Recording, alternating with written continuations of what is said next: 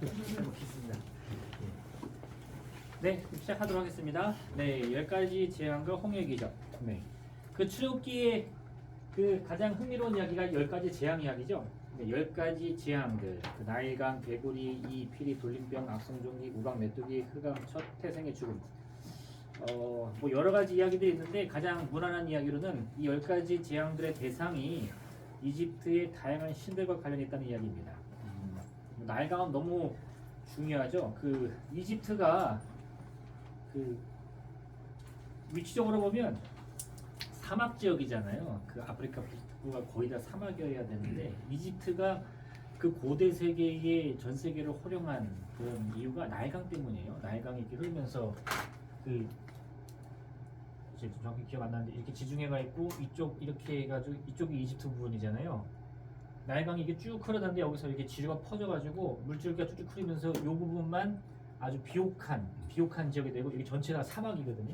여기도 광야 막 바위산이 되고. 그러니까 이 지역 전체가 사람들이 뭐 이렇게 여기는 이스라엘이고 쭉쭉 모여 사는데 결국은 식량 수급 때문에 클 수가 없어요. 근데 이 나일강 지역은 이 지역이 물이 있어서 풍요로운 것도 있지만 이 상류에 있는 모든 그 뭐라 그럴까 영양분들이 홍수가 나면 다 물줄기 타고 쭉 와가지고 여기 쫙 이렇게 퍼지는 거예요. 그래서 이 지역은 뭐 그냥 씨만 뿌리면 그래서 그 씨 뿌리는 비유 있죠. 예수님이 이 씨를 뿌리면 어떻게 돼요? 뭐 돌밭에도 가고 뭐 길가에도 간다. 그게 사실 한국 사람들은 이해를 못해요. 왜냐면 한국 사람들은 밭바람을 쫙 판 다음에 이렇게 정성스럽게 하나하나 파기 때문에 씨를 왜 돌밭에 뿌리지? 이렇게 되는데 여기 사람들은 이렇게 뿌린다는 거예요. 이렇게. 왜냐면 그렇게 해도 그냥 다 잘 나니까. 그러니까 그런 식으로 이야기가 저도 배웠을 정도로 비옥하다는 겁니다. 그래서 이집트가 강대국이 됐는데 이 나일강은 생명의 강인데 이제 그게 피로 바뀌는 거죠. 뭐 개구리, 이파리 저도 정확히 모르겠지만 이집트 사람들이 이런 것들을 실제로 신으로 섬긴다고 합니다. 그리고 이 첫 태생의 죽음의 핵심은 뭐냐면 이거 약간 신학적인 의미를 가미해 보면 이제 마지막 재앙이기도 하고 또 임팩트가 좀 있기도 한데 생명의 주권자가 누구냐 이거예요. 생명의 주권자가 누구냐. 그래서 이제 바로는 믿지 않죠. 그 첫 태생이 죽는다는 것을 믿지 않는데 실제로 자기 아들이 죽고 나서 그 이제 애국의 모든 집에 이 애국이 끊이지 않았다는 것은 한 집도 빠짐없이 이 첫 태생은 다 있기 때문에 자녀가 있는 집은 다 그걸 경험하는 거예요. 다 죽고 나서 아는 거죠. 그다음 밑에 보시면 즉 하나님께서 내리신 재앙은 단순히 징벌이 아니라 이집트 사람들이 신으로 숭배하고 있던 대상을 통해 또는 그 대상을 향해 재앙을 내림으로써 진정한 신이 누구인지 보이는 사건이다. 그래서 하나님이 이렇게 뭔가 재앙을 내린다고 할 때 우리는 쉽게 이것이 뭔가 그 공부 못한 아이들 회초리 된다 이런 생각을 하는데요. 그렇지 않습니다. 하나님이 내리는 그 재앙에는 의미가 있는데 예를 들어서 이제 그 이스라엘의 그 바알 숭배가 절정을 이뤘을 때가 언제죠? 이스라엘의 가장 악한 왕 아합이 지배했을 때입니다. 그래서 그 여왕이 이제 이세벨인데 이세벨이 페니키아 공주잖아요. 페니키아의 주신이 바알인데 이 바알이 여러분들 고대 전통이나 문화를 공부해 보시면 아시겠지만 굉장히 유명한 신이에요. 우리가 이 성경에서 막 이렇게 무시받으니까 이렇게 스쳐 지나가는 신처럼 여기는데 이 고대 근동에서 이 바벨론의 신 마르둑, 이 가나안의 신 바알 이렇게 아주 굉장히 중요한 신이고요. 또 이 바알의 특징이 폭풍의 신이잖아요. 우레와 번개, 비를 내리는 신인데 그게 이 고대 세계에서는 가장 힘이 센 신입니다. 번개를 던지는 신 하면 여러분 누구 생각하죠? 제일 유명한, 딱 떠오르는 누구? 제우스. 그렇죠, 제우스. 그 제우스의 전신이 바알이에요. 그러니까 사람들이 이게 번개의 신 그러면 뭐 지금은 우리가 생각할 때 신 중에 신이 누구냐? 그럼 우리 이제 신앙 빼고 그러면 여러 가지 생각하겠지만 실제로 그 당시에는 비가 제일 중요했어요. 그래서 비를 관장하는 신이 제일 중요한데 바알이 그 비를 관장합니다. 그리고 바알이 두 가지 특징이 있는데 첫 번째는 비고 두 번째는 다산이에요. 다산. 이 다산은 이게 꼭 그 자식만 말하는 게 아니라 동물일 때는 어떻게 되죠? 새끼들이 많이 나는 거죠. 네. 그 다음에 식물일 때는 어떻게 되죠? 풍요. 네. 씨앗을 심으면 30배, 60배, 100배 결실이 난다. 이게 다산의 특징이거든요. 그러니까 내가 농부다. 네. 내가 밭을 일구는 농부다. 그러면 난 누구한테 가야 되죠? 만신전이 있으면 바알에게 가야죠. 굉장히 중요한 특징입니다. 그래서 이 이스라엘 사람들이 광야에서는 하나님 믿는 것을 의심하지 않았어요. 하나님은 어떤 신이죠? 하늘에서 만나를 주죠. 반석에서 물을 내죠. 광야를 헤맬 때는 하나님이 최고예요. 텐트에서 자고 일어나면 만나가 내려있고 목마르면 반석 치면 물 나옵니다. 근데 내가 농사를 짓게 됐어요. 그럼 반석에 물이나 만나는 필요 없어요. 뭐가 필요하죠? 비가 필요해요. 그리고 다산이 필요하죠. 자식이 많이 낳아 농사 짓잖아요. 그 새끼들 쑥쑥 낳아야지. 그러니까 이렇게 해서 이 이스라엘 사람들이 광야에서 40년 동안 여호와 잘 섬기다가 가나안 땅에 딱 정착해서 씨 뿌릴 때 누굴 섬겨요? 바알로 갈아타는 거예요. 그리고 그게 당연하다고 말해주는 겁니다. 너 어디서 왔어? 나 애굽에서 광야를 지나가지고 40년 동안 헤매다가 왔어. 이제 농사 지려고. 그럼 내가 바알이라는 신을 소개해 줄게. 그럼 어떻게 돼요? 그냥 넘어가야 되는 거죠. 이해되시죠? 그런 과정에서 이것의 그 바알 신앙의 핵심을 이룬 사람이 이제 그 이세벨 여왕인데, 그때 이미 이스라엘은 바알 신앙에 깊이 매진해 있단 말이에요. 그래서 하나님이 이스라엘을 벌하실 때 어떤 벌을 내리시죠? 가뭄. 그렇죠. 가뭄. 왜요? 그렇죠. 비의 신이 누구냐 이거예요. 두 번째, 그 가뭄이 있을 때 이 과부의 집에서 엘리야가 이렇게 공양 받잖아요. 그 과부의 집에서 어떤 일이 벌어졌죠? 하나뿐인 아들이 죽었어요. 그 다락방에 시체를 놨죠. 그랬더니 과부가 뭐라 그래요? 나랑 당신이랑 무슨 상관인데 나한테 괴로움을 줍니까? 왜 내 죄를 생각나게 합니까? 막 원망하잖아요. 그랬더니 엘리야가 걱정하지 마라. 그 다락방 가가지고 시체에다가 머리를 대고 막 기도하잖아요. 그 어떻게 됐어요? 살았죠. 그러면 생명을 주고 뺏는 분은 누구예요? 하나님이죠. 내가 생명을 많이 줄지 적게 줄지 뺏을지 살릴지 누가 결정해요? 하나님이 결정한다 이거예요. 그래서 그 두 가지 사건은 그 엘리야를 통해서 이 이스라엘 사람들 전체에게 이 비와 생명을 관장하는 신이 누구냐를 보여준 사건입니다. 그러니까 막 하나님이 너한테 맞아봐라 하고 한 대 때리는 그런 게 아니고 그 사건들이 다 의미가 있다는 거예요. 마찬가지입니다. 10가지 재앙도 여러분이 나중에 하나하나 파보시면서 연구하면 할 얘기들이 많을 거예요. 저도 이제 한번 해봤는데 저는 포기했는데 날강하고 첫 태생은 재밌는데 나머지 재미없더라고요. 근데 어쨌든 여러분들 이런 부분들은 한번 쭉 연구해보면 좋을 것 같습니다. 그래서 하나님의 징벌은 단순히 하나님이 뭐 화가 나서 뭐 벌을 낸다 이런 개념이 아니라 그 의미가 있다 이겁니다. 이거를 깊이 여러분 생각해보라는 거예요. 동그라미 1번 하나님의 개입. 이집트에 내린 재앙은 자연재해도 아니고 마술도 아니다. 네. 왜 이렇게 얘기하냐? 네. 이게 자연재해라고 생각한 것은 이제 그거 막기 위해서 뭐 나일강에 물이 범람했다. 그럼 오해할 수 있죠. 뭐 늘 범람할 수 있으니까. 그래서 피로 바꾼 거예요. 두 번째, 그럼 그것을 마술로 어떤 신비한 힘으로 이해할 수 있느냐 해가지고 바로가 그 애굽의 마술사들을 불러가지고 흉내내봐라 하는 겁니다. 흉내를 내요. 네. 한 세 번째까지인가 흉내를 냅니다. 근데 네 번째인가 다섯 번째쯤에서 이 마술사들이 이거는 여호와의 권능입니다. 그들이 고백하는 겁니다. 그러니까 이 재앙을 통해서 하나님은 하나씩 가르쳐 주는 거예요. 네. 이 재앙의 의미를 보면서 여호와가 누구냐. 처음에 바로가 묻잖아요. 우리 하나님 여호와께서 나의 백성 이스라엘을 보내라고 하십니다. 그러니까 바로가 여호와가 누구냐 물어봐요. 난 그런 신을 들어보지 못했다. 그러니까 너희들이 게을러서 그러는 거지 헛소리하지 마라 이렇게 말하거든요. 그러니까 하나님이 하나하나 알려주는 거죠. 이거는 자연도 아니고 마술도 아니고 여호와의 권능이다. 그래서 10번째에 바로 답을 찾는 거예요. 여호와가 하나님입니다. 이렇게. 결국 바로는요 모세에게 다음과 같은 대답을 할 수밖에 없었습니다. 출애굽기 9장 27절 마지막 무릎 꿇는 장면인데요. 바로가 사람을 보내어 모세 아론을 불러 그들에게 이르되 이번은 내가 범죄하였노라. 여호와는 의로우시고 나와 나의 백성은 악하도다. 누가 옳습니까? 여호와죠. 그러니까 이거는 진리를 따지는 건 아니에요. 누가 선이고 악이냐 그게 따지는 건 아니고 지금 중요한 건 뭐죠? 누가 권능이 있느냐. 누가 권능이 있느냐. 바로 앞으로 끌고 갑니다. 두 번째, 거짓 신들에 대한 여호와 하나님의 승리. 내가 그 밤에 애굽 땅에 두루다니며 사람이나 짐승을 막론하고 애굽 땅에 있는 모든 처음 난 것을 다 치고 애굽의 모든 신을 내가 심판하리라. 나는 여호와라. 이 10가지의 재앙은 바로와 이집트의 거짓 신들에 대한 심판입니다. 여기서 주목할 것은요. 이 출애굽기 12장 10에 보시면 이렇게 고백하죠. 내가 그 밤에 애굽 땅에 두루다니며 사람이나 짐승을 막론하고 애굽 땅에 있는 모든 처음 난 것을 다 치겠다. 하나님 그러면 뭐가 떠오르시죠? 하나님에 대한 특징. 이게 그 제가 생각했을 때 성경 전체에서 하나님을 가장 뭐라고 할까 잘 고백한 표현이 좀 이상한데 왜냐면요 하나님의 특징을 잘 고백한 사람은 제가 봤을 때는 요나입니다. 요나 누구죠? 하나님 배신하려고 도망간 사람이죠. 요나 한번 찾아보세요. 요나.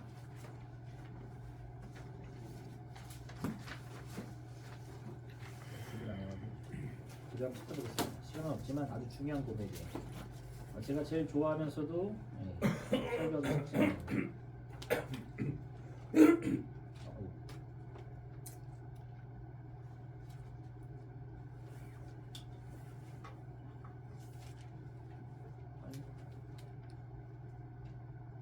어딨죠? 저도 보셨겠네. 페이지 좀 알려주세요.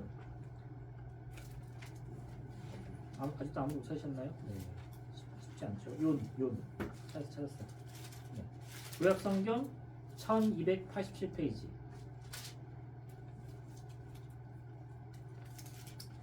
요나 4장입니다. 4장. 갑자기 생각나서 한 거라. 네. 요나 4장 찾으셨어요? 1절부터 제가 읽어볼게요. 네. 요나가 매우 싫어하고 성내며, 네. 요나가 하나님께 성질내는 거예요. 근데 뭐라고 성질내나 잘 들어보세요. 여호와께 기도하여 이르되 여호와여 내가 고국에 있을 때에 이러하겠다고 말씀하지 아니하였나이까. 뭐라고 이게 무슨 뜻일까요? 하나님이 요나에게 말씀 주셨죠. 그 말씀의 핵심은 40일이 지나면 니느웨는 무너지리라 이거였어요. 심판의 메시지였는데 요나가 이 니느웨에 대한 심판 메시지를 듣고 어떻게 했죠? 다시스로 도망갑니다. 아니 니느웨가 심판받기를 원했는데 왜 도망갔을까요? 요나가 머릿속으로 생각하는 거예요. 하나님은 어떤 분이니까? 그러므로 내가 빨리 다시스로 도망하였사오니 주께서는 이게 중요해요. 은혜로우시며 자비로우시며 노하기를 더디하시며 인애가 크사 뜻을 돌이켜 재앙을 내리지 않는 분임을 내가 미리 알았다 이겁니다. 요나가 대단한 선지자예요. 우리가 하나님을 잘 몰라. 그 하나님을 엄청 무서워하고 뒤로 넘어져도 코앞에 지는 줄 아는데 요나는 하나님이 어떤 분인지 너무 잘 알았어요. 그래서 하나님의 심판의 말씀을 듣고도 우리 하나님은 이런 심판 내리실 분이 아니야. 저 더러운 니느웨 백성이라도 반드시 용서하신다. 그걸 알고 도망간 겁니다. 그게 정확했어요. 제가 봤을 때 요나의 이 고백은 굉장히 의미심장합니다. 어쨌든 근데 하나님 그러면 이렇게 떠오르죠. 자비, 긍휼, 노하지 않는 분 떠오르죠. 근데 그런 하나님이요. 내일 들고 있죠. 그런 하나님이 여기서 어떻게 나느냐? 그 6월절 그 출애굽기 12장에서는요. 내가 애굽 땅을 걸어다니는데, 그죠? 온 동네 사방을 다 걸어다니는데 하나님이 걸어다니는 그 자리에는 뭐가 찾아오죠? 반드시 죽음이 찾아옵니다. 네. 그래서 우리가 이 하나님을 정의하는 게 얼마나 어려운지를 알아야 돼요. 정의라는 건 그러니까 어떤 저스티스가 아니라 하나님의 개념화하는 게 얼마나 어려운지를 알아야 돼요. 이 요나 4장의 고백이 굉장히 중요하고 또 옳고 맞는 고백임에도 불구하고요. 이 고백이 하나님 전체를 표현할 수 없습니다. 이 출애굽기 12장 보면 하나님이 그냥 걸어만 다니셔도 온 애굽에 애곡 소리가 울린다는 거예요. 사실 이게 진짜 하나님이거든요. 그러니까 심판하나님이라는 뜻이 아니라 하나님은 자비도 넘치고 긍휼도 넘치고 생명의 주관자이지만 사실 또 죽음도 관장하시는 분입니다. 그래서 우리가 이게 논문으로 있어요. 악의 창조자인가? 제가 정확히 기억을 안 나는데 악에 관한 논문이 하나 있어요. 이걸 사람들이 되게 쉽게 생각합니다. 악은 어디로부터 나왔느냐? 이 논문의 주제인데요. 어디부터 나왔을까요? 잘 고민하셔야 됩니다. 하나님은 악이 없으시다 라고 하면요. 악은 스스로 탄생한 존재예요. 하나님이 천지를 창조하셨을 때 악을 만들지 않았으니까 악은 스스로 창조주가 됩니다. 무슨 뜻인지 아시겠어요? 네. 그렇다고 이 악을 하나님께서 만드셨다 라고 하면 아니 하나님이 악도 만들어? 라고 할 수도 있는데 그래서 그 논문이 그걸 고민하는 거예요. 사실 결론은요. 이 악이 하나님께로부터 나왔다는 겁니다. 하나님이 창조했냐? 그런 뜻은 아니고 빛이 있으라. 그럼 빛이 있죠? 여러분 빛이 있으면 뭐가 생깁니까? 그림자가 생기죠. 네, 그래서 하나님이 선을 창조했다는 것은 곧 그 선의 다른 면이 그 선을 등지고 탄생했다는 거예요. 선이 생기면 반드시 악이 생깁니다. 이런 개념을 푸는데 좀 복잡해요. 네. 근데 어쨌든 이 선과 악 전체는 어디에 소속돼 있어야 돼요?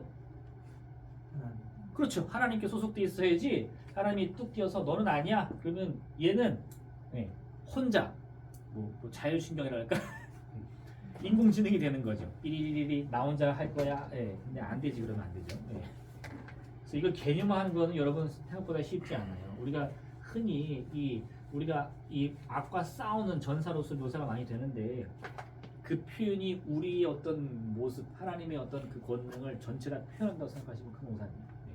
좀 더 깊게 들어가실 수 있어야 돼요. 근데 어쨌든 그런 표현 자체를 버리기는 어려워요. 쉽게 이야기하고 쉽게 설명하려면 그런 표현들을 쓸 수밖에 없어요. 이건 이해되시죠? 네.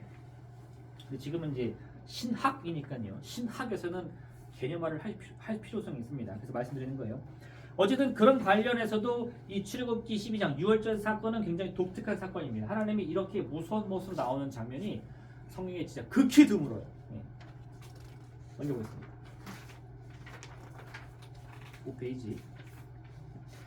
하나님께서는 10가지의 재앙을 통해 이집트 사람들이 신으로 섬겼던 대상들을 다 헛된 것임을 보여줍니다. 만국의 모든 신은 헛것이나 여호와께서는 하늘을 지으셨도다. 이것도 사실 좀 깊게 들어갈 부분인데 네, 지금 하기엔 너무 시간 없어서 넘어가겠습니다. 율신에 대한 건데 율신에 대한 개념이 어떻게 정립되었느냐 이건데요. 네. 나중에 기회가 있으면 한번 해드릴게요. 3번 낮은 자의 부르심을 드신 하나님 여러 해 후에 애굽 왕은 죽었고 이스라엘 자손은 고된 노동으로 말미암아 탄식하며 부르짖되 이 고된 노동으로 말미암아 부르짖는 소리가 하나님께 상달되느냐. 출애굽의 주제가 무엇일까요? 출애굽의 주제 당연히 출애굽이죠. 애굽을 탈출하는 거. 그러면 왜 탈출하느냐? 애굽은 권세를 나타냅니다. 제가 지난주에 요 출애굽을 첫 시작할 때 남자와 여자 비교해드렸죠. 남자와 여자. 이거 성별을 따지는 건 아니고 이제 대상적으로 봤을 때 상대적으로 누가 강자죠? 남자. 누가 약자죠? 여자. 그래서 출애굽기는 어떻게 이야기를 꾸려간다고요? 남자를 누가 대표해? 바로가. 여자 누가 대표하죠? 뭐 모세 어머니 요게벳 그다음에 2명의 산파 기억나시나요? 미리암. 네. 할렐루야. 일주일 됐는데. 그래서 강자와 약자의 싸움이다 말씀드렸잖아요. 그래서 남자 여자인데 이거를 바꿀 수 있어요. 남자를 애굽을 할 수 있습니다. 애굽은 어떤 나라죠? 오늘날로 따지면 미국입니다. 네. 그러니까 이게 제가 반미하는 게 아니라 미국이 세계에서 제일 강해요. 뭐 러시아, 중국 말하는데 뭐 군사력으로 보나 자금력으로 보나 뭐 과학력으로 보나 뭐로 보나 미국을 따라갈 수가 없어요. 요즘 영화 보시면 영화의 주제가 뭐냐? 뭐 기억나시죠? 뭐 아이언맨 뭐 이렇게 어벤져스 다 누구랑 싸우죠? 외계인이랑 싸우잖아. 왜 외계인이랑 싸우죠? 싸울 상대가 없어요. 사실 미국이 싸울 상대가 없어요. 뭐 중국이랑 싸운다 재미없어. 러시아랑 싸운다 재미없어. 예. 한 방에 끝납니다. 그래서 이제는 저 외계에서 적을 찾아야 되는 게 미국이에요. 그래서 이게 애굽이 그런 만큼 강한 나라입니다. 그리고 여기는 어디예요? 이스라엘. 약하잖아요. 부르짖어야 돼요. 예, 약자입니다. 그래서 그 약자의 편에 서시는 거예요. 누가? 하나님이. 네. 균형을 맞추는 거죠. 그게 출애굽기의 주제입니다. 하나님은 철저히 약자의 편에 서시겠다 이거예요. 그럼 왜 약자는 선하냐? 아니 이건 선악의 문제가 아니고요. 균형의 문제예요. 약자는 선하지 않습니다. 오히려 만약에 이 선악의 기준을 따진다면 강자가 더 선하죠. 왜? 배려심도 많고 선한 일도 많이 하고 그러니까. 약자는 생존에는 생각할 수가 없어요. 그래서 이걸 선악으로 따지면 안 되고요. 균형으로 따져야지. 그럼에도 불구하고요. 부자는 자기 혼자 잘 먹고 잘 살아도 죽으면 지옥 가. 가난한 자는 맨날 구걸하면서 사는데 죽으면 천국 가. 그 얘기 어디 나오죠? 그렇죠. 네, 거지 나사로 이야기. 거지 나사로가 왜 천국 갔어요? 주님 잘 믿고 주일 예배 잘 드렸어요? 아니요. 거지 나사로는 매일같이 하루도 빠짐없이 부자의 집에 가서 구걸해야지 주일이라고 안식을 지키면 굶어 죽습니다. 네. 근데 죽으면 천국 가요. 왜? 균형의 문제지 선악의 문제는 아니에요. 그리고 여러분 그럼 진짜 나사로는 천국 갔어요? 물어보면 절대 안 됩니다. 왜요? 그건 예수님이 만든 얘기예요. 내가 너에게 이야기를 들려주리니 하시는 거지. 야 내가 천국에 가봤는데 나사로가 있더라 이렇게 하시는 얘기가 절대 아닙니다. 그래서 어떤 목사님이 그 부자와 거지 나사로 이야기하고 천국 지옥 설교를 제가 들어봤는데 그게 설교하시면 안 돼요. 그거는 말 그대로 탈무드를 여러분이 갖고 와가지고 그걸 현실처럼 설교하시는 건데 그 이야기입니다. 옛날 이야기. 백설공주가 옛날에 살았는데 하시면 안 되잖아요, 그죠? 백설공주 실존 인물이 아니죠. 그러니까 부자와 거지 나사로는 그 가상의 인물이에요. 예수님이 만든 이야기입니다. 이해되시죠? 어쨌든 이거는 그래서 출애굽기는 강자 약자의 싸움이고 처음 모세가 하나님 만났을 때 하나님께서는 이스라엘 백성의 부르심을 듣고 들으라 말씀하셨습니다. 이거 지난주에 한 그대로 반복이네. 하나님께서는 이집트의 노예였던 애굽의 노예였던 이스라엘 백성을 위해서 대제국과 싸우셨습니다. 하나님께서는 세상 누구도 귀를 기울이지 않는 가난하고 병든 사람의 고통과 눈물을 반드시 감하신다. 출애굽기 22장에 있는 건데요. 꼭 기억하세요. 너는 과부나 고아를 해롭게 하지 말라. 내가 만일 그들을 해롭게 함으로 그들이 내게 부르짖으면 내가 반드시 그 부르짖음을 들으리라. 이 말은 뭐냐면요. 보통 이 균형의 문제는 우리끼리 해결할 수 있습니다. 뭘로? 법으로. 그래서 율법을 주셨죠. 율법의 문제로 강자와 약자의 균형을 어느 정도 맞출 수 있어요. 근데 한번 오늘날도 보세요. 법이 정말 우리 삶의 균형을 맞춰주고 있나요? 아니죠. 유전무죄, 무전유죄가 아직도 왜 안 끊어지죠? 그게 해결이 안 돼요. 해결이 안 돼.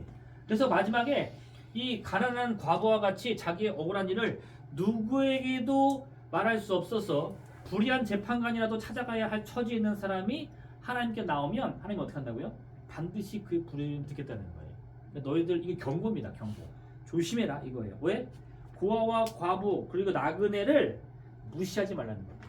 그들이 세상에서는 무시받을 만한 사람이고 아무 힘도 없고 돈도 없고 연고도 없지만 그래서 사람들은 그들을 아주 쉽게 무시하지만 그래서 그들이 나에게 부르짖으면 하나님이 그들의 편에 서겠다는 거예요.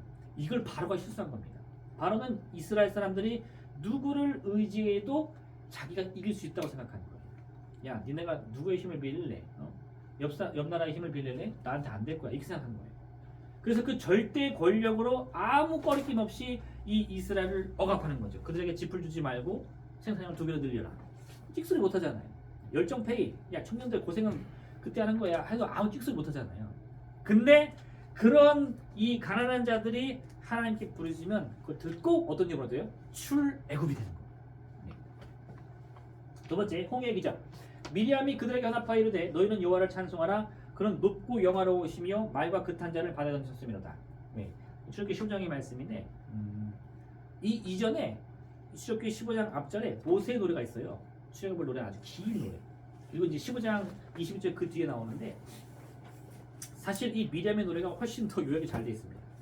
홍해의 기적은요. 다음에 두 가지 사실을 우리가 알려줍니다. 첫 번째, 이게 중요한데 하나님은 인간의 역사에 반드시 개입하십니다. 믿으십니까? 이 믿음이 중요해요.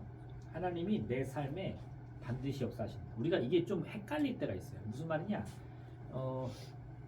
어떤 분이 깊은 병에 들려가지고 이제 병원 갔는데 의사가 치료를 포기했어요. 근데 이분이 정말 믿음을 갖고 내가 이제 어차피 죽을 몸 한번 이 몸을 불사리라 하고 기도원에 가서 금식하며 기도했더니 병이 나았어요. 그래가지고 와가지고 간증하는 거예요. 제가 이러이러 때문에 병이 나았습니다. 간증하면 꼭 이렇게 생각하는 사람이 있어요. 그럴 수도 있지. 나을 때 돼서 낫겠지. 무슨 말인지 아시겠어요? 네. 물론 그게 놀라운 일인 건 다 동의합니다. 근데 꼭 하나님이 만져줬을까? 네, 그죠? 뭐 기도원에 가서 금식했더니 금식하면 암이 죽었겠지. 세포가 죽는 거예요. 굶어서. 네. 이렇게 5만 가지 상상을 다한 사람인데 왜 그런 줄 아세요? 정말 저 하늘에 계신 하나님이 직접 그 손으로 어루만져서 그 사람 암덩이에 뚝 떼갈 수 있을까? 그런 진짜 있을까? 이렇게 의심하는 겁니다. 믿음은 그런 게 아니에요. 진짜 믿음은요. 하나님이 그렇게 해서라도 내 삶에 개입한다는 것을 믿으셔야 돼요. 길을 가다가 내가 약속에 늦었어요. 이 차들이 빨리 내 앞길을 막고 있는 차들이 싹 살았으면 좋겠다. 근데 어느 순간 갑자기 막 신호가 막 열리면서 내가 쭉 나가서 늦게 가야 되는 그 시간을 약속을 딱 맞춰간 거예요. 그래서 그 중요한 약속을 지켰어. 그럼 그 순간 어느 생각이 들어요? 우리 좋았다. 그럴 수도 있지만 하나님은 이 모든 사람들의 이 생각과 마음을 움직여서 나 하나 때문에 이 신호를 바꿀 수도 있구나 라고 믿는 게 믿음이라는 겁니다. 믿으십니까? 그게 여기서 말하는 거예요. 하나님은 인간의 역사에 개입하신다. 믿으셔야 돼요. 두 번째, 구원의 하나님은 곧 창조의 하나님이다. 이건 아주 중요한데요. 이거는 이렇게만 이해해 주시면 좋을 것 같아요. 그 구약의 첫 번째 책이 뭐죠? 창세기. 두 번째 책이 뭐죠? 출애굽기. 그렇죠. 그래서 이 두 개가 제일 중요해요. 왜? 창세기는 하나님의 능력을 나타냅니다. 왜 어떻게? 말씀으로 천지를 창조하시니라. 그럼 끝났죠. 하나님이 온 천지 만물의 통치자, 창조주구나, 주인이구나. 근데 그 주인이 가만히 보니까 지금 이 세상에서 가장 약한 민족이 누구예요? 너희는 그 모든 민족보다 적음이다. 누구죠? 이스라엘이에요. 이스라엘 부르짖었어. 저 밑에서. 그랬더니 어떻게 해요? 내가 그들의 부르짖음을 보고 듣고 알았다. 그래서 그들을 구원하시죠. 네, 그래서 구원자가 됩니다. 네. 능력이 하나님이 우리의 구원자가 되신다. 이렇게 세트로 가는 거예요. 세트로. 네. 그래서 두 번째 여기 보면 창세기에서는 하나님이 창조주인 모습을 고백하기 때문에 거기는 사실 하나님이 누구의 편을 듣지 않습니다. 네. 하나님이 아담 편을 드는 것도 아니고 가인의 편을 드는 것도 아니고 이게 균형자로 나타나요. 근데 그 균형자로 나타난 하나님이 이 출애굽기에서는요 누구를 편을 드는 거예요. 누구? 이스라엘. 그래서 구원자가 되는 거죠. 그 두 개가 함께 연결될 때 능력이 하나님이 나를 구하신다라는 고백이 나온다는 거죠. 네, 이스라엘 백성이 처음 알게 된 하나님은 구원 하나님이다. 이건 또 중요한데 지금 우리가 사실 배우는 이 여호와 하나님이라는 분의 어떤 그 특징은 이 이스라엘을 통해 내려온 전통입니다. 그렇죠? 네. 이 말 이해 안 됐어요? 하나님에 대한 신앙을 그 고대로부터 유지하고 지키고 보존해서 계속해서 이 자손들 향해 전달했던 민족은 이스라엘이에요. 그래서 우리가 그 이스라엘을 통해서 하나님을 배우고 있는 거예요. 그래서 지금도 그 고고학자들 보면 다 어디로 가요? 다 이스라엘로 가잖아요. 이스라엘이 전 세계 고고학의 최고입니다. 네. 그리고 그 히브리어라는 언어는 이미 사라졌어. 근데 사람들 지금도 히브리어를 배워요. 왜 그럴까? 그냥 성경을 읽으니까. 그러니까 이스라엘의 이 문화와 전통이라는 것은 가치가 굉장히 높아졌어요. 전 세계가 이 기독교를 믿기 시작하면서 가치가 높아진 거예요. 그래서 우리가 이스라엘 통해서 이제 그걸 보게 됐는데 뭐가 해야 되지?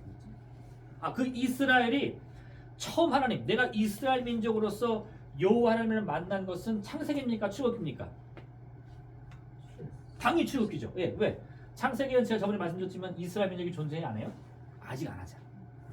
출애굽기만 존재하잖아. 그러니까 이 민족적인 정서를 가지고 하나님을 고백하기 시작한 것은 출애굽기인데, 출애굽기는 능력의 하나님이에요, 구원의 하나님이에요? 구원 하나님. 그러니까 이스라엘은, 인류는 처음부터 누구를 만났냐? 창조주 하나님이 아니라 구원 하나님을 만났어요. 그리고 구원 하나님을 만나가지고 저 하나님이 나를 애굽에서 구원하셨어, 홍해를 갈라주셨어, 저 하나님이 하늘을 만나주셨어 라고 그렇게 고백하다 보니까 그 하나님이 누구예요? 창조주인 걸 알게 됩니다. 이해되십니까? 그래서 숫자로 보면 이게 1번이고 이게 2번입니다. 이건 이해되시죠? 네. 근데 우리는 이제 하나님을 책으로 배우니까 표현이 좀 그렇긴 한데 그러니까 이거 순서대로 배우는 거지, 창조주 하나님을 구원의 하나님을 고백한 게 아니라 구원의 하나님을 창조로 고백하였다는 것을 꼭 기억하시기 바랍니다. 네. 그럼 여기서 수업을 끝내고요. 바로 레위기로 넘어가겠습니다. 네. 시간을 너무 많이 썼어요. 네, 레위기 8강입니다. 이스라엘과의 언약 관계를 경고하신 하나님. 그 레위기의 내용은요, 여러분 보시면 아시겠지만 거의 90%가 언약으로 됩니다. 출애굽기도 사실 몇 장인가? 출애굽기 19장 펴시겠어요? 19장?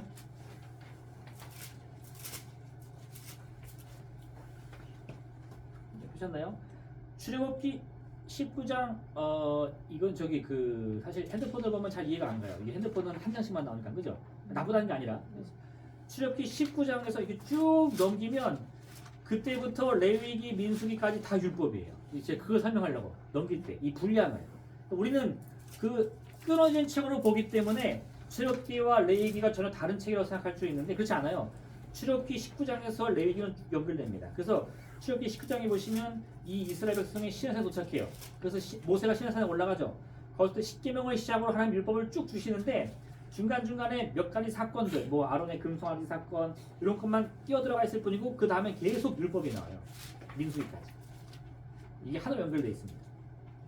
그래서 레위기는요,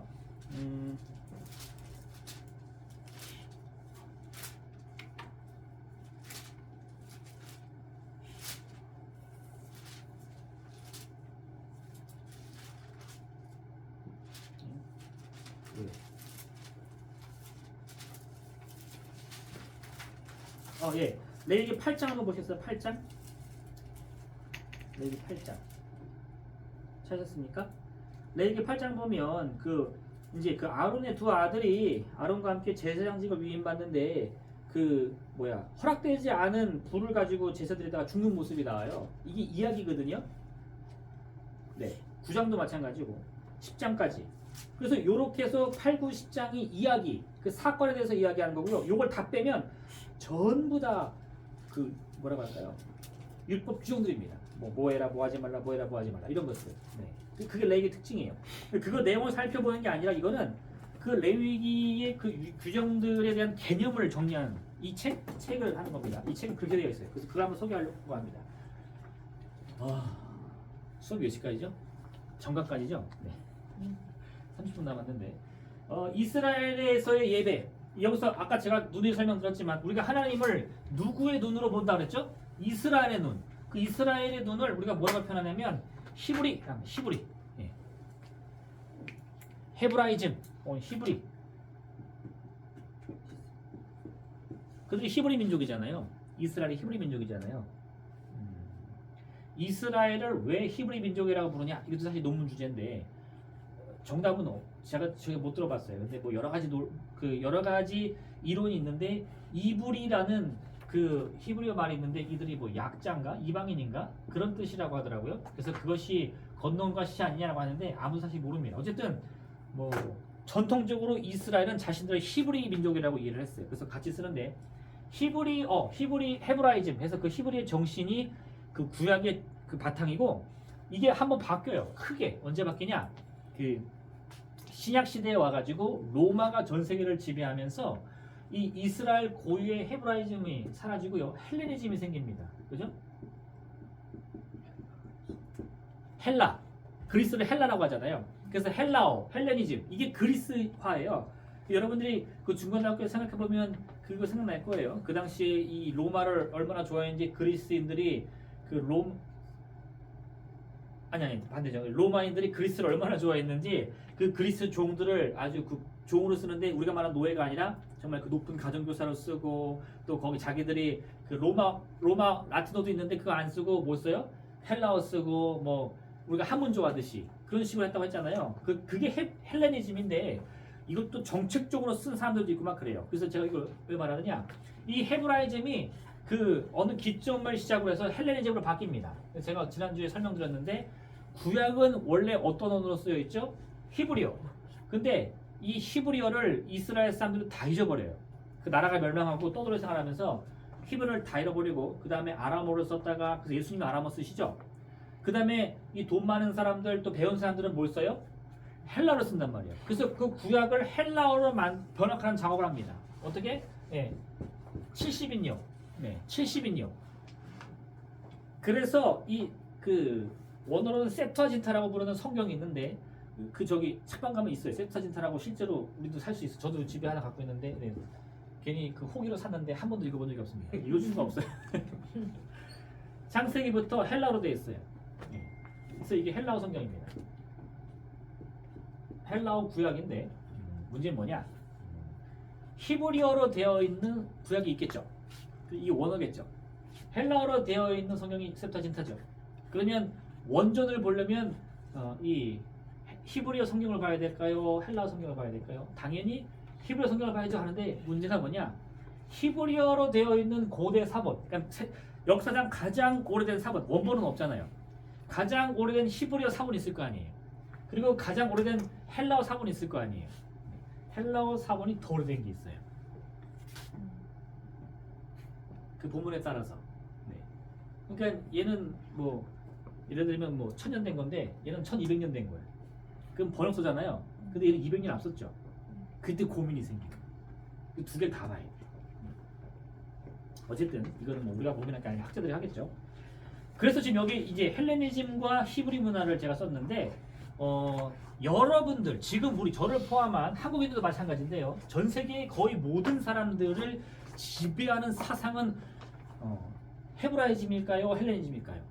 당연히 헬레니즘입니다. 이 헬레니즘이 대단한 거예요. 그리스의 이 문화라는 게 오늘날까지도 이 전 세계를 지배하고 있어요. 뭐 우리는 얼마 전까지만 해도 이 중국의 큰 영향을 받았다고 생각하는데 이 개화되면서 뭐 일본도 그렇고 한국도 그렇고 지금 중국도 그렇고요. 우리가 생각하는 철학, 뭐 이론 이 모든 것이 거의 여기서 나온 겁니다. 그래서 우리의 사고는요 거의 여기 영향을 받고 있어요. 제가 왜 얘기를 하느냐? 그래서 우리는 이 헤브라이즘을 근본부터 이해를 못해요. 이 말 이해되세요? 언어를 읽는 게 아니라 그 문화를 본래 이해를 못해요. 여기 이미 너무 쪄들어가지고. 여기 보시면 서구 문화의 기초를 마련한 그리스 문화는 정신적이고 합리적인 과정을 높이 평가한다. 정신적인 거, 육신보다는 영혼, 그죠? 영혼이 중요하니까 육신이 중요합니까? 여러분들이 바로 영혼이라는 답을 떠올렸다면요, 여러분들은 헬레니즘에 쪄들었어요.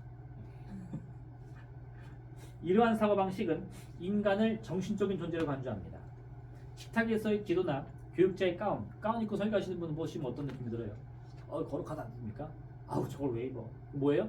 헬레니즘입니다.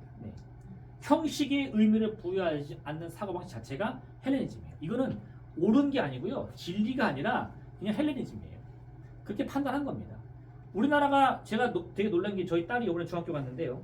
지금 몇 년도죠? 2023년도. 우리가 첨단을 달리는 21세기라고 하는데 제가 물어봤어요. 너는 남녀 합반 있냐? 아니, 우리 여자반인데. 왜? 남녀 질서 부동석이래. 와, 내가 21세기도 얘기를 듣는구나. 우리는 어디 쪄들었어요? 유교에 쪄들었죠. 네. 그래서 남자 여자 손 붙잡고 다니면 저런 고얀 놈들 공부해야지라고 하는 게 이미 머릿속에 박혔어요. 21세기에도 그건 안 벗겨지죠. 마찬가지입니다. 우리가 어떤 형식적인 것을 보면서 왜 저걸 하지? 왜 저게 돈을 들이지? 라는 생각이 들면요. 내가 오라, 나는 배운 사람이야 하시면 오해예요. 여러분들은 그냥 헬레니즘에 쩌든 사람이에요. 이해되시나요? 제가 이렇게 극단적으로 표현하는 이유는요. 이걸 이해해야 조금이나마 이 헤브라이즘이 뭔지를 여러분이 찾을 노력을 하기 때문에 그래요. 이러한 사고방식을 가진 사람들은요. 단순히 형식인 단지 보조적인 수단에 불과하며 모든 인간은 기도나 설교 같은 정신적인 것, 그죠? 거기에만 충분히 하나님을 교제할 수 있다고 믿는다. 그럼 난 믿음이 좋은 사람입니까? 아니요. 나는 헬레니즘화 된 사람입니다. 이해되셨죠? 이스라엘의 예배는 어떤 거냐? 이거는요. 구약에 집중해야 돼요. 근데 구약에 집중한다고 해도 안 돼. 왜냐면 이미 나는 헬레니즘이라는 안경을 끼고 보거든요. 그럼에도 불구하고 헬레니즘의 안경으로도 다 파악할 수 없는 구약의 요소들이 있는데 그게 뭐냐? 이스라엘의 사고는 인간을 통합적으로 본다. 네.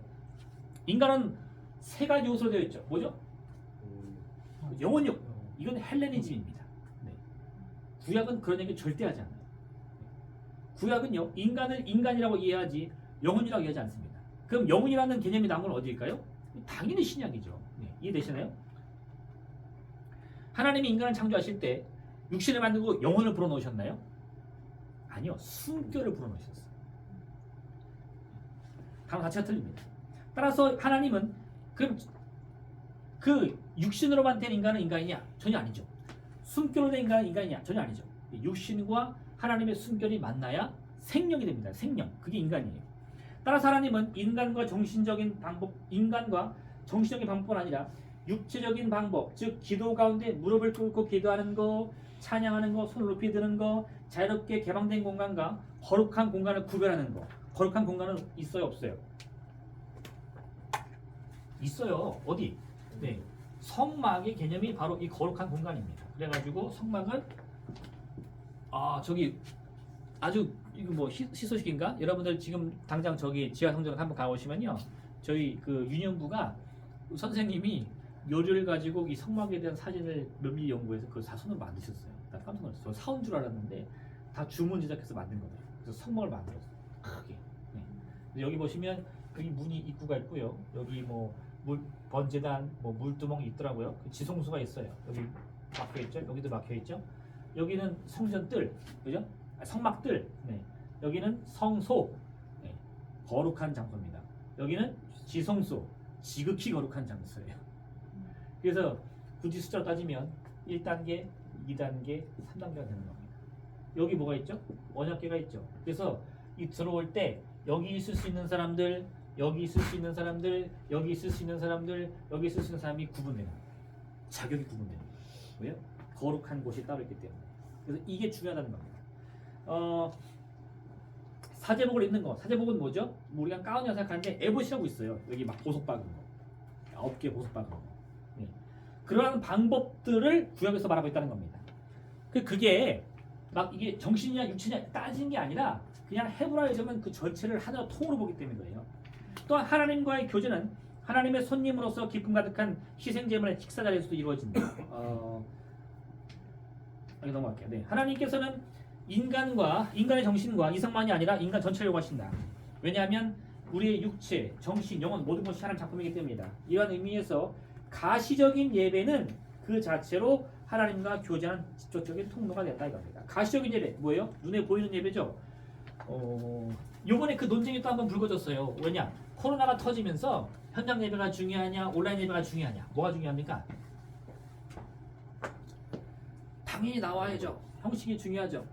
왜 형식이 중요해요? 집에서 예배 드릴 수 있는데. 이거는 뭐 옳고 그름으로 따질 게 아니라 사실은요, 이걸 따져야 돼요. 헤브라이즘이냐 헬레니즘이냐. 그러니까 헤브라이즘을 중요시하는 사람은 현장 예배가 중요하죠. 와야지. 와서 봐야 되고 직접 경험해야죠. 만지기도 해야 되고 보기도 해야 되고 직접 들어야지. 근데 헬레니즘이 중요한 사람들은 야 똑같이 뭐 요즘 세대 얼마나 좋은데 4K 그죠? 예. 주름도 보여. 네. 그러니까 그건 사실 싸울 문제가 아니라고 봐요 저는. 이거는 내가 어떤 정신을 따르냐에 따라 차이인 것뿐이지 아무 안 중요합니다. 네. 제 개인적인 의견은요. 넘겨보세요. 전인적 예배에 대한 고무, 현재 우리의 교회 역시 이성일변도가 아닌 전적인 신앙을 요구하고 있다. 네, 그러니까 정신적인 것이 아니라 이게 처음에 그 마틴 루터가 개혁할 때만 해도요. 이게 가톨릭은 보이는 것에 굉장히 집중하잖아요. 칠성대 이런 거 되게 중요하잖아요. 그러니까 루터가 거기에 염증을 느껴가지고 그걸 다 네, 뭐 패했다기보다는 그걸 축소시키고 뭘 강조했죠? 말씀, 그죠? 오직 성경. 그래서 성경이랑 말씀. 그래서 개신교의 예배 핵심은 뭐가 있죠? 설교가 핵심이잖아요. 설교가. 근데 이게 집중되다 보니까 큰 폐단이 발생합니다. 폐단. 뭐냐? 사제도 없고 칠성례도 없고 뭐 자격도 필요 없고 거룩한 것도 필요 없으면 아무나 설교하는 거예요. 목사라는 사람들이 누가 자격을 주는 게 아니야. 내가 목사다. 그럼 다 목사예요. 이 사람들이 막 술집에 가서 술에 취하고 여자를 손으로 사고 그런 일이 벌어지는 거예요. 그래서 루터가 그 얘기를 듣고 대노하면서 전수조사에 나섰어요. 그랬더니 썩어 빠진 거죠. 이건 카톨릭보다 더한 겁니다. 그래가지고 대교리 문답을 써요. 목사란 어떻게 된 것이냐. 이게 효과를 봤다고는 하는데 어쨌든 그렇게 형식을 파괴했을 때 그것이 옳다라고 생각했는데 아니에요. 완전히 교회가 무너질 뻔했어요. 루터가 그걸 바로잡으려고 그 대교리 문답을 통해 가지고 목사가 해야 할 뭐라고 할까요? 형식들을 만든 거죠. 이해되시나요? 그래서 이 제도가 사라질 수가 없는 거예요. 제도가 옳기 때문에 필요한 것이 아니라 우리가 악하기 때문에 제도가 필요한 거예요. 가만 놔두면 악으로 가니까 그 길이라도 만들려고 제도를 만든 거예요. 그 율법은 그런 의미를 갖고 있다는 겁니다. 레위가 왜 필요한가? 레위기 전체가 선이기 때문은 아닙니다. 이거 선으로 믿은 사람들이 있어요. 누구죠? 바리새인들. 그래가지고 이 모세 율법 그 하나하나를 조항으로 만들어가지고 이거를 지키도록 강요했잖아요. 그래서 안식일에는 뭘 하면 제일 좋아요? 아무 일도 안 하면 제일 좋아요. 내 친구가 길을 같이 가다가 바로 뛰어서 물에 빠졌어. 그 안식일에 어떻게 되죠? 죽나 안 죽나 가만히 보다가 죽기 직전에 건지면 돼요. 근데 빠지자마자 건지면 어떻게 돼? 안식일 어긴 거. 실제로 그래요. 네. 이해되시나요? 그러니까 바리새인들은 배고픈 사람이 안식일날 길 가다가 여기 먹을 게 있네 주워 먹으면 어떻게 돼? 왜 거룩한 안식일에 먹느냐? 한번 혼내고요. 두 번째는 왜 손 씻지 않고 먹느냐? 두 번 혼내는 거죠. 아니 거지가 언제 손 씻고 먹어요? 배고파 죽겠는데. 근데 안식일 안 된다는 거예요. 이해되시죠? 네. 그러니까 레위기의 이 모세율법 자체를 정의라고 생각하시면 안 돼요. 그리고 필요라고 생각해요. 필요. 네. 이해되시죠? 네.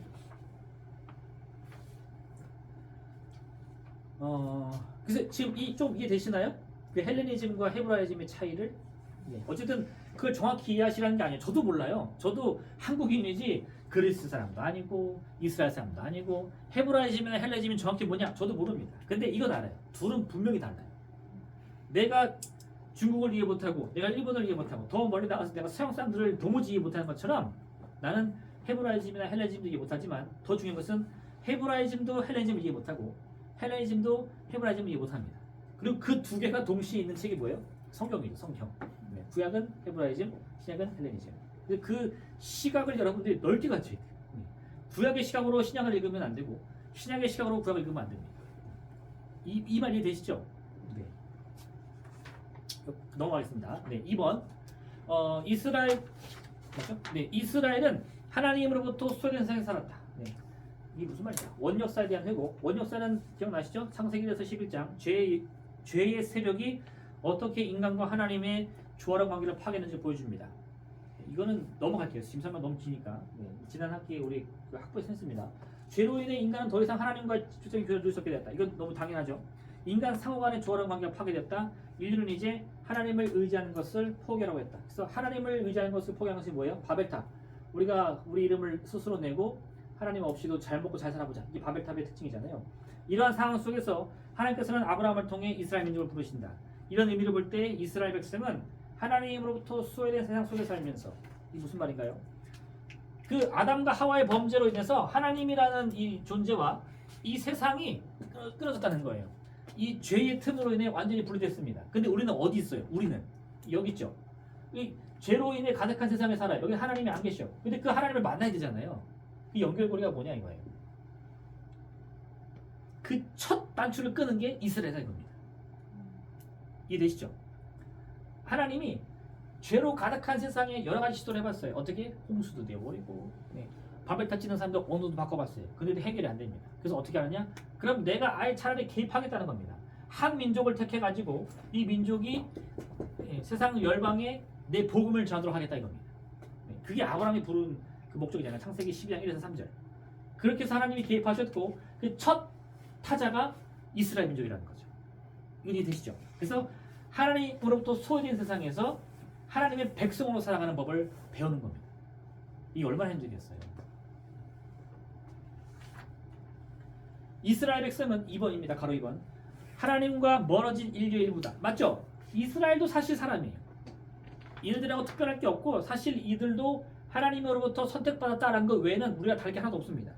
하나님은 이스라엘 선택했는데 그들이 다른 민족보다 죄의 위로부터 안전한 것은 아니다. 네. 우리가 이게 콜링이라는 말 많이 들어보셨죠? 콜링, 부르심, 네. 사명 많이 들어보셨죠? 사명은 누가 줍니까? 하나님이 주시나요? 그렇게 생각하면 안 돼. 사명을 하나님이 준다고 생각하면요, 하나님으로부터 사명받은 사람은 남들이 우스워 보여요. 야, 너는 콜링도 못 받았냐? 이렇게 됩니다. 그게 누구죠? 그게 이스라엘입니다. 성경에는요, 하나님이 부르신 사람이 있어요. 대표적인 사람이 예레미야입니다. 예레미야는 하나님이 부르셨는데 하기 싫다고 했어요. 근데 하나님이 붙들었어요. 나중에 이 예레미야가 하나님께 손가락질 합니다. 당신 때문에 내가 내 인생 망쳤습니다. 네. 이런 사람들은 확실히 사명을 하나님께로부터 받았죠. 네. 근데 이사야는 아니에요. 이사야 6장 보시면 이사야가 어느 날 기도하는 가운데 환상 중에 하나님을 만납니다. 하나님 물어봐요. 누가 나를 위해 가냐? 그랬더니 이사야가 제가 가겠습니다 하는 거예요. 그 찬양 많이 부르시죠? 나를 보내소서. 그 이사야 6장을 그 모토로 한 건데 이사야가 자원했어요. 자원한 이사야는 어떻게 됩니까? 그래서 이사야는 불평을 하지 않습니다. 왜? 아니 자원한 주제에 무슨 불평을 해요? 내가 자원한 끝까지 가야지. 이스라엘은 사실 여기 해당돼요. 하나님이 부르셨어요. 근데 그래도 잊지 말아야 될 것은 내가 하나님께로부터 사명받고 내가 하나님께로부터 뽑혔다고 하더라도요, 내가 남들과 다르다는 인식을 하시면 안 돼요. 똑같은. 나도 죄에 약하고 유혹에 약한 사람입니다. 그 인식을 갖고 있어요. 그래서 이스라엘도요, 하나님을 쉽게 불신하죠. 3페이지입니다. 그들은 보이지 않는 하나님을 형상에 가두려 노력한다. 출애굽기 32장은 이 아론의 송아지 사건인데, 모세가 시내산에 올라가서 안 보이니까 아론을 막 부축해가지고 금 부치를 모아가지고 금 송아지 상을 만들죠. 이스라엘이 금 송아지를 섬기려고 했던 게 아니에요. 그 금 송아지는 뭐냐? 하나님의 발등상입니다. 발등상이 뭐죠? 밟고 올라가는 거예요. 그럼 왜 금 송아지 만들었어요? 뭐라도 눈에 보이고 싶다는 거예요. 하나님이 원체 안 보이고 가까이 하지도 마라, 가까이 하면 너가 죽을 거 하노라, 모세만 하라 이러잖아요. 짜증이 나는 거죠. 그럼 하나님 도대체 우리가 어떻게 믿습니까? 차라리 하나님이 밟고 올라선 그 발등상에다 만들지 않아서 금 송아지를 만들고 그걸 보면서 하나님 섬기겠다는 거. 그게 돼요, 안 돼요? 안 되죠. 왜? 나 왜 다른 형상을 만들면 안 되니까. 예. 그래서 형상이 금지되는 거예요. 근데 이걸 사실 요즘에 극단적으로 해석하는 사람들은 요즘에 어떤 일이 벌어지냐? 네. 교회에서 십자가 띄는 거 보셨죠? 그러니까 그런 이해예요. 그들 무조건 욕하지만 말고요. 왜 그들이 그걸 극단적으로 생각했는지를 잘 생각해 보셔야 돼요. 그들이 주장하는 것은 그런 겁니다. 네. 형상이 안 닿는 것은 다 안 되는 거 아니냐? 네. 이걸 거꾸로 하면 어떤 일이 벌어지냐? 네. 여러분들 그 카톨릭 십자가 특징을 보셨나요? 개신교와 카톨릭의 십자가가 뭐가 다르죠? 그렇죠. 예수님이 십자가에 달려있냐 안 달려있냐. 개신교의 십자가 예수님이 있어요 없어요? 없어요. 왜? 부활하셨으니까. 카톨릭은 예수님 십자가 죽음을 기념한다 해가지고 예수님이 항상 매달려 있습니다. 그래서 우리는 너 그 형상이다 욕하죠. 그 사람들은 뭐라 그러냐? 카톨릭은 형상 금지는 구약 시대이기 때문에 예수님은 해당 안 된다 이겁니다. 논리적으로는 맞아요, 그죠? 이게 쉬운 문제가 아니에요. 나와 다른 사람을 욕하기 전에 그 사람이 왜 나랑 다른 생각하는지를 먼저 살펴보셔야 돼요. 그 사람들도 나름 논리가 있고 나름 자기 생각이 있습니다. 근데 그게 너무 벗어나면 이제 이단 되는 거고. 예. 이단도 두 종류가 있습니다. 이게 또 설명 자꾸 헛소리만 하는 것 같은데. 예. 설명 안 하면 모르니까. 뭐 말은 똑같아요. 근데 그냥 개념을 좀 나눠볼게요. 근데 제 개인적인 기준입니다. 이단은 뭐냐? 교리가 다른 팀들, 나랑 교리가 다르면 다 이단이에요. 왜? 발을 이, 끝한. 나랑 끝이 다르면 다 이단이니까 여기는 제7일 안식일교 또 뭐 있죠? 여호와의 증인 또 몰몬교 다 들어갑니다. 사이비는 뭐냐? 그냥 가짜예요, 가짜. 맞으면 죽는 비가 뭐죠? 맞으면 죽는 비, 사이비. 사이비는 그냥 망하는 거예요. 이건 사기꾼이 사기꾼. 뭐가 있을까요? 제일 유명한 거 요즘에 제일 유명한 게 사실 바뀌었어요. 옛날 신천지였는데 요즘엔 JMS, 그죠? 나는 신이다. JMS, 신천지. 이거는 그냥 가짜지 이단이 아니에요. 그건 걔네는 교리도 없어요. 그냥 이만희가 최고고 뭐 누가 최고고 여기 하나님의 그 뭐죠? 어머니 하나님 말하는 사람. 네. 이게 사이비 다 가짜예요. 그냥 그 사람들은 그냥 돈이 목적이고 이 권력이 목적이지 믿음이라는 게 없습니다. 근데 이단은 그 믿음은 있어요. 나름대로. 왜 토요일 날 예배 드려야 되죠? 제7일 안식일교? 안식일이 무슨 요일이에요? 토요일. 그치, 맞아요. 금요일부터 토요일까지냐. 그 사람들은 그냥 그 구약율법을 지키는 거예요. 여호와 증인이 왜 피를 수혈을 안 받죠? 피는 먹지도 않잖아. 다 뿌리잖아. 그 율법들을 하나하나 자기들 남들 이해하려고 지키려고 하는 사람들이지 나랑 교리가 틀려서 이단이지 가짜는 아닙니다. 가짜 아닌 건 진짜라는 얘기는 아니에요. 이 말 이해되시죠? 네. 그래서 사실 이단 논쟁에서는 장로교는 순복음 이단이라고 해요. 왜냐면 장로교 교리에 그 예수님의 그 기적은 초대교회 시대에서 끝났어요. 그러니까 만약에 방언 말한다? 그럼 그 이단이에요. 지금 그 사람들이 순복음이 크니까 찍소리 못하는 거지 순복음 작을 때는 엄청 욕했고 지금도 뒤는 욕해요.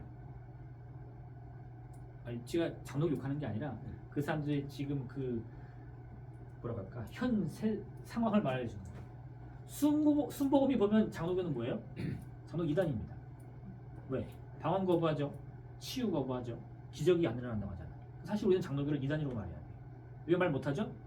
장로교 힘이 세니까. 네. 여러분들 이단 논쟁 하실 땐 조심하셔야 돼요. 네. 여러분들이 내가 난 이단이라고 말할 수 있어 라고 하시는데 여러분이 말하는 이단은 일부분에 불과합니다. 실제로 여러분이 이단이라고 말할 대상은 훨씬 많아요. 그걸 다 이단이라고 말할 수 있으면 용기 있는 사람이고 그게 아니라면 깊이 생각하세요. 사이비는 뭐예요? 가짜예요. 무조건 싸우셔야 됩니다. 뭐가 사이비고 뭐가 이단이냐? 사실 그것도 기준은 불명확해요. 이거는 그 전문가가 아니면 잘 파악하기 어려워요. 그래서 저는 꼭 그 전문가의 도움을 요청하는데 여러분이 말하지 말고요. 전문가 입을 통해 말하세요. 그리고 그 전문가 제가 생각하는 가장 전문가는 그 탁지원 소장님. 대한민국 최고의 전문가라고 저는 제 개인적으로 생각하는데 그분 따라갈 분이 없더라고요. 그리고 이단 연구하시는 분 보면 다 그분이랑 같이 연관이 있어요. 그래서 만약 여러분이 관심 있으시다면요. 그냥 내가 막 기분 나쁘다고 이단이라고 하지 마시고 탁지원 소장님의 책이나 뭐 저널 많아요. 돈 주고 사서 좀 읽어보세요. 거기 되게 힘들거든요. 그리고 그분 아버님이 그 이단의 칼에 맞아 돌아가신 거 아시죠? 그분도 사실 그런 소송 걸리고 막 해서 엄청 힘들어요. 사시는 거는 도와주는 겁니다. 네, 그다음 죄송합니다. 헛소리 해가지고 보겠습니다. 빨리 끝내야 되는데 또 못 끝내겠네. 3번 백성과 언약 관계를 신실함과 자비를 경고하지 하시는 하나님. 네, 하나님께서 이스라엘 민족을 택하신 이유는 사랑 때문입니다. 그래서 거기 신명기 10장 10절 10절 보시면 보면 이스라엘의 수요가 가장 적기 때문이다 말하고요. 하나님이 약속을 주겠다는 말을 해요.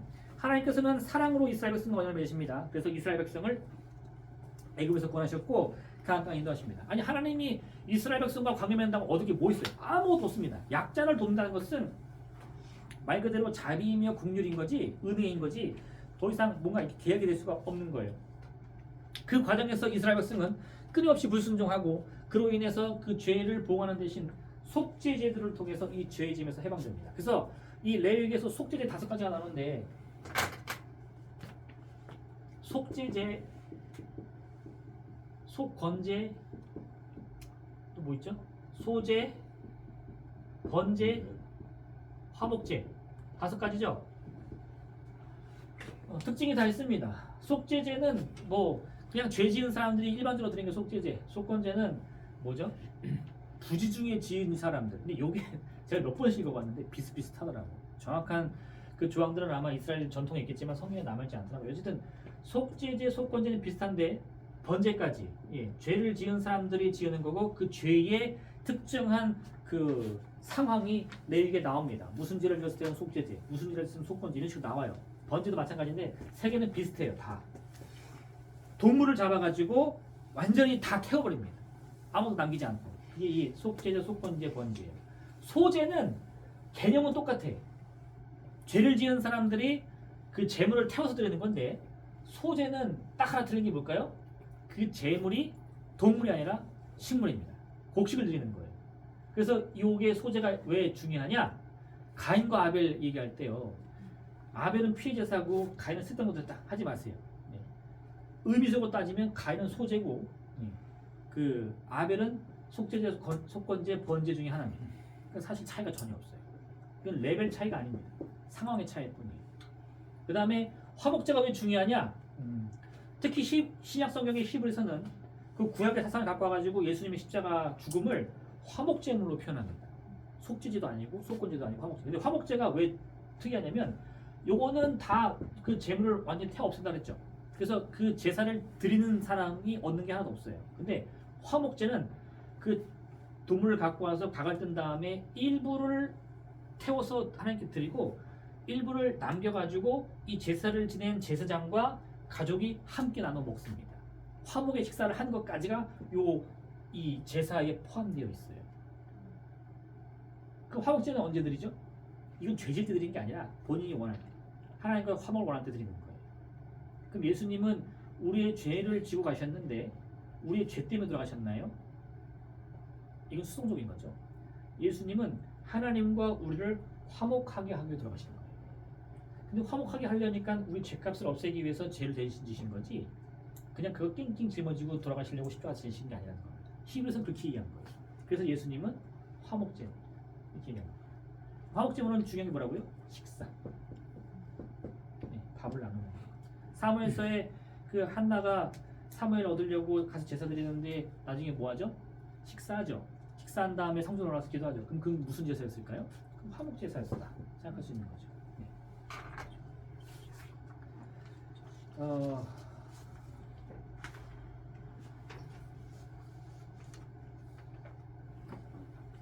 속죄제도 요거까지만 한번 해볼게요. 인과응보, 네, 행위와 결과의 관계. 성경에 인과응보가 있습니까 없습니까? 아주 분명하게 있습니다. 성경은 인과응보를 이야기합니다. 그러면 하나님의 복음은 인과응보입니까? 아니요, 그렇지 않습니다. 요거 잘 기억하셔야 돼요. 성경에서는 인과응보가 분명히 나옵니다. 네, 죄를 지으면 벌을 받고 선을 행하면 보상을 받는다. 이게 사상이 분명히 나오고요. 그게 가장 명확히 나오는 게 율법이에요. 그죠? 그래서 이 율법을 최우선시하면요, 복음이 인과응보가 됩니다. 어떻게? 선을 행하면 구원받고 죄를 지으면 벌을 받는 거예요. 이렇게 고정되면요, 이런 문제가 생겨요. 우리가 왜 천국 가죠? 선을 행했기 때문에. 우리 왜 지옥 가죠? 죄를 행했으니까. 그럼 예수님이 십자가가 필요 없어요. 왜? 선을 행하면 천국 가는 거니까. 그래서 여러분, 성경에는 인과응보가 나오지만 성경 전체가 인과응보를 말하지 않습니다. 네. 인과응보와 가장 반대되는 개념이 뭘까요? 이 은혜예요, 은혜. 그리고 이 은혜를 가장 잘 표현한 책은 뭐 다 말할 수 있겠지만 제가 생각했을 때 요나입니다. 요나. 아까 살펴봤다. 이해되시나요? 네. 모세 오경이 인과응보를 잘 말한다면 요나는 은혜를 가장 잘 말하고 있다고 볼 수 있어요. 그리고 이 인과응보와 은혜가 싸우는 책이 있어요. 인과응보가 맞냐, 은혜가 맞냐, 이거 싸우는 책이 뭘까요? 욥기. 네. 인과응보를 주장한 건 누구죠? 욥의 세 친구. 은혜를 주장한 건 누구예요? 욥. 욥은 사실 은혜 주장한 것도 아니죠. 욥은 그냥 억울했어요. 그냥 억울했어요. 욥도 사실 인과응보의 정신으로 얘기합니다. 나는 지은 죄가 없다. 욥이 근데 나중에 깨닫는 게 뭐예요? 내가 지은 죄가 없어서 잘 먹고 잘 살았던 게 아니라 사실은 하나님의 은혜였구나. 지금까지 내가 귀로 들었으나 이제 내가 주님을 눈으로 봅니다. 라고 하게 이 인과응보에서 하나님의 은혜를 깨닫게 되는 과정입니다. 네. 이런 의미에서 하나님의 4페이지입니다. 십계명은 인과응보의 사상에 매우 밀접하게 관련되어 있다. 율법은 인과응보일 수밖에 없어요. 그 왜 그럴 수밖에 없냐면요, 율법이 은혜를 말하면 이거 말이 안 돼요. 네. 교통법규를 잘 지키세요. 안 지켜도 괜찮습니다. 이 말이 됩니까? 안 되죠. 안 지키면 벌금 냅니다 해야 되잖아. 그러니까 율법이라는 것은요 말 그대로 인과응보일 수밖에 없습니다. 근데 그게 다가 아니라는 것을 성경은 계속 말하고 있어요. 계명을 준수하는 사람은 하나님의 복을 받게 되며 계명을 어기는 사람은 그에 따른 결과를 스스로 책임져야 합니다. 이런 의미에서 계명 준수 여부는 하나님의 축복과 저주와 연결됩니다. 순종하면 복을 받고 불순종하면 저주가 받는다. 그래서 이런 설교들 많이 들어보셨죠? 네, 순종해라. 그러면 그런 설교를 하시는 분의 머릿속에는 어떤 개념이 들어가 있는 겁니까? 네, 그게 율법의 개념입니다. 율법의 개념. 그 극단으로 치달은 사람들이 누구예요? 바리새인들이죠. 가나안 잡힌 여인을 데리고 왔어요. 어떻게 했어요? 돌로 쳐 죽여야 됩니다. 인과응보죠. 네, 그게 당연한 겁니다. 그래서 거기 있는 사람들도 일말의 의심 없이 같이 돌을 드는 거예요. 예수님 뭐를 말씀하셨죠? 너희 중에 죄 없는 자가 돌로 쳐라. 그러면 뭐예요? 야, 인과응보 좋아해? 그럼 인과응보라면 어떻게 되지? 다 죽는다. 다 죽는다. 그럼 살려면 뭘 구해야 돼요? 은혜를 구해야지. 은혜를. 그 사건이에요. 그래서 우리가 인과응보를 말을 안 할 수는 없어요. 하긴 해야 되는데 균형을 잡으셔야 됩니다. 여기 하나님의 복과 저주는 정신적, 육체적, 영적인 모든 영역을 포함합니다. 구약에서 말하는 복은요, 신약에서 말하는 복은 뭐예요? 사실 신약도 마찬가지입니다. 대부분 신약이라기보다는 좀 요즘에 말하는 게 이런 거예요. 하나님의 복을 받으십시오. 그 복을 뭘 받으면요? 죽으면 천국 간다는 거예요. 뭐 제가 반박은 안 하지만 이게 너무 협소한 복의 개념입니다. 협소한 복의 개념. 이게 뭐냐? 하나님이 복을 10개 주셨는데 아니 9개는 필요 없고 하나만 주세요 라고 말하는 건 똑같아요. 하나님의 복은 굉장히 다양합니다. 어떤 복이 있죠? 이삭이 씨앗을 씹었더니 씨앗이 어떻게 돼요? 100배의 결실. 뭡니까? 아니 그 복이 아니죠. 어떻게 사람이 치사하게 먹는 걸로. 아니 그 복이에요. 그 야곱이 예순천네 집에 가가지고 그 아롱이다롱이 해가지고 어떻게 했어요? 버들나무 가지 보여주고 뭐 나무 그 아롱다롱이 보여줬더니 어떻게 돼? 흰 것도 자식이 나면 어떻게 돼? 아롱다롱이 나오잖아요. 그게 뭐예요? 그 복이에요. 네. 안 되는 걸 되게 하는 게 복이지 뭐예요. 이해되십니까? 네. 그런 면에 있어서 우리가 이 땅에서도 복을 누리고 마음으로도 위로함을 받고 또 우리가 이 상을 다하면 하나님의 천국을 바라볼 수 있는 이 모든 종합적인 종합 선물 세트를 받는 거지. 이 땅에서는 지질이 공상으로 살아도 죽음 천국갑니다. 이거 아니라는 거예요. 이 말 이해되시죠? 네. 그리고 이런 개념을 한국에서 뭐 최초로인지 모르겠지만 가장 널리 전파한 교회가 어딜까요? 그 여의도 순복음교회예요. 그래서 그렇게 욕을 먹은 겁니다. 그 이전까지는 헬레니즘화된 복을 전했어요. 육신은 가난해야 돼. 네, 그죠? 그게 죽어야 천국 가자. 근데 그거를 일종의 그분이 그렇게 생각한 건지 모르겠지만 결과적으로 봤을 때는 헤브라이즘화된 거죠. 전인적인 복을 전하기 시작한 거예요. 개념의 차이를 보시면 됩니다. 네. 오종민 말씀 할수 있을 것 같은데. 여기까지만 하겠습니다. 네, 지금 시간이 너무 다 돼가지고 제가 또 표시 좀 해주세요. 네, 다음 주에 이어서 하겠습니다. 그 1번까지 했고요. 가로 2번부터 속죄제부터 제가 다음 주에 다시 하도록 하겠습니다. 네, 제가 기다려 마실게요. 네. 사랑해 주님 감사합니다. 참으로 부족한 우리들을 늘 불러주시고 주님의 일꾼 삼아주시니 감사합니다. 아버지 참으로 우리는 늘 연약합니다. 주께서 우리와 함께 하시며 성령의 기름 부어주셔서 지혜를 주시고 능력을 주시고 건강 주시옵소서. 주께 주신 그 귀한 은혜로 말미암아 맡겨진 사역을 잘 감당시켜 주옵시며 성경의 말씀 가운데 담겨있는 주의 귀한 그 복음의 뜻을 우리 마음판에 새길 수 있도록 인도하여 주시옵소서. 감사드리며 예수님의 이름으로 기도드립니다. 아멘. 네, 수고하셨습니다. 네, 다음 주에 뵙겠습니다. 네, 그 다음 주에 내일기 갖고 주시고요. 이제 거기 못한 부분부터 다시 하도록 하겠습니다.